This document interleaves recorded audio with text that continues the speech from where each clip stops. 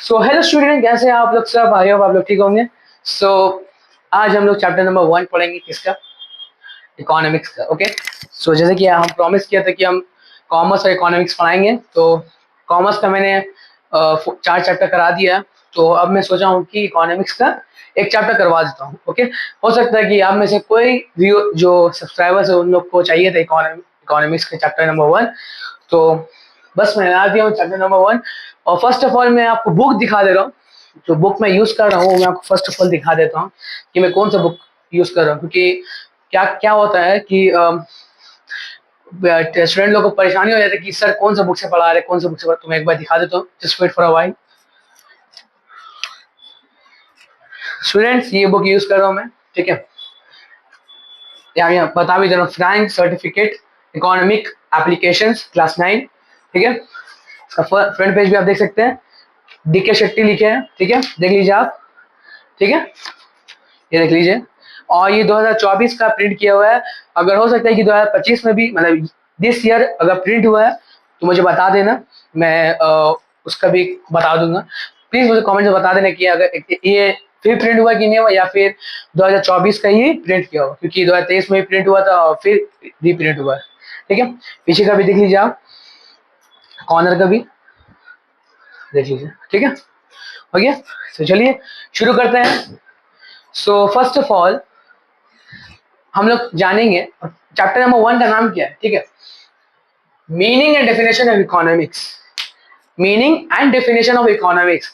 अब आप लोग सोचेंगे, क्योंकि आप लोग का फर्स्ट चैप्टर और पहली बार इकोनॉमिक्स पढ़ रहे हैं, तो आप सोचेंगे कि इकोनॉमिक्स ये तो सब्जेक्ट है, इसका भी डेफिनेशन होता है।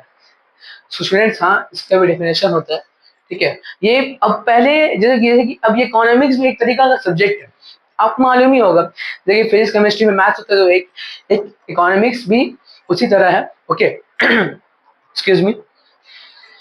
एंड इकोनॉमिक्स को हाल फिलहाल में इकोनॉमिक्स को एक इम्पॉर्टेंट एक इम्पॉर्टेंट सब्जेक्ट बता दिया गया। क्यों? क्योंकि उसमें एक ऐसा चीज लिखा हुआ रहता है कि हम लोग का फायदेमंद है, मतलब यूजफुल है। कॉमर्स, अब मान लो बिजनेस का अगर तुमको जैसे कि अब मान लो कॉमर्स और इकोनॉमिक्स कंबाइन में कर दोगे तो रिलेटेड होता है, ठीक है। ऐसा नहीं कि कॉमर्स का अलग है और इसका अलग है।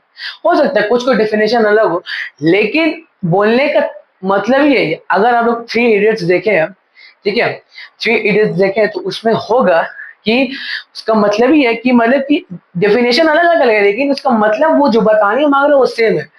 बहुत सारे हजार डेफिनेशन है लेकिन मतलब एक है। ओके, एक्सक्यूज मी, ठीक है।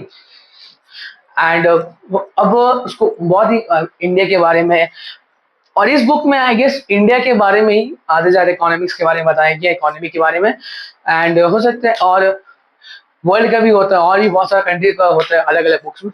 आई गेस इसमें भी वर्ल्ड का कुछ ऑस्ट्रेलिया वो सब का भी है, तो मैं बता दूंगा। तो इस वीडियो में इंट्रोडक्शन मैंने दिया है। ओके, इंट्रोडक्शन मैंने इकोनॉमिक्स का दिया है, क्योंकि अगर मैं इस वीडियो और पढ़ाने वाले वीडियो को दोनों को मिलाऊंगा तो आधा घंटे का वीडियो बन जाएगा, तो इसलिए मैं इसको स्टार्टअप में बना दे रहा हूँ।